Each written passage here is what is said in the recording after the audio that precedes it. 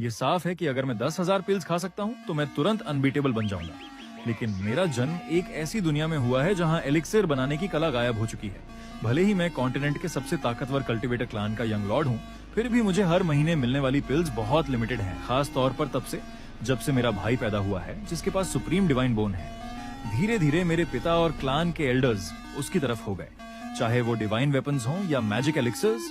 सिर्फ वही चीजें मुझे दी जाती हैं जो मेरा भाई ठुकरा देता है, लेकिन वो ये नहीं जानते कि मेरा शरीर अकेले ही पिल्स को निगल लेता है।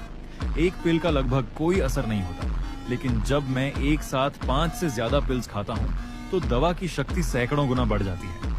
मैं जानता हूँ कि मैं कितना भी प्रैक्टिस क्यों ना करूँ, अपने भाई से आगे निकलना मेरे लिए मुश्किल है, इसलिए मैंने चुपचाप अपने पास मौजूद सभी पिल्स को जमा कर लिया।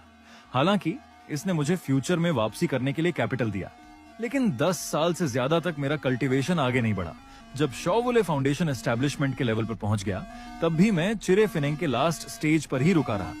दोनों बेटों की टैलेंट के बीच इतना बड़ा अंतर देखकर क्लान लीडर पिता का चेहरा निराशा से भर गया। इस वक्त क्लान के मेन हॉल में मैं और मेरा भाई एक फाउंडेशन पिल की मालिकियत को लेकर बहस कर रहे हैं। ये एक रिवॉर्ड है जो मुझे क्लान का मिशन पूरा करने के बाद मिला है। क्यों? सिर्फ शॉवुले के एक शब्द के कारण कि उसे इसकी जरूरत है। ये उसे दे दिया जाना चाहिए।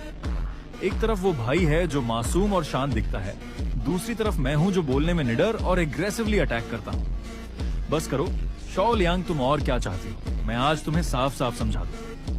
तुम इस शरीर के साथ पैदा हुए हो जो गोलियों को निगल जाता है। ये तुम्हारी गलती नहीं है, लेकिन तुम जानते हो कि जब तुम केवल एक गोली खाते हो तो उसका केवल 10वां हिस्सा ही असर करता है। फिर भी तुम अपने भाई से लड़ रहे हो। क्या तुम उदारता का वह पाठ भूल गए जो मैंने तुम्हें सिखाया था? अगर तुम आज इस गोली को छीनने की जिद करोगे तो आज से मेरा तुम्हारे जैसा कोई बेटा नहीं होगा। इन शब्दों के गिरते ही एल्डर शॉवले ने भी हाँ में हाँ मिलाई। क्या बड़ा बेटा अभी भी अपनी गलती नहीं मानेगा? छोटे बेटे के पास सुप्रीम बोन वाला शरीर है। इमॉर्टैलिटी की तरफ उसका रास्ता बिल्कुल साफ है। जब छोटा भाई महान रास्ता सिद्ध कर लेगा तो क्या तुम्हें भी उसकी छाया और प्रोटेक्शन का फायदा नहीं मिलेगा? एक बड़े भाई के रूप में पूरे क्लान के हित को पहले रखना चाहिए। अपने ही भाई से बहस करने की क्या जरूरत है? मैंने सबकी बातों पर ध्यान नहीं दिया। मैंने सिर्फ शॉवुले की आंखों में हल्की सी हंसी देखी। वो जीनियस जिसे हर कोई सम्मान से देखता है, वो उतना नेक नहीं है जितना वो दिखाता है। जब भी एल्डर्स आसपास नहीं होते, उसने मेरे प्रति अपनी नफरत को कभी नहीं छुपाया। जब मैं बच्चा था और मेरा लेवल ऊंचा था, तब मैं उसे दबा सकता था।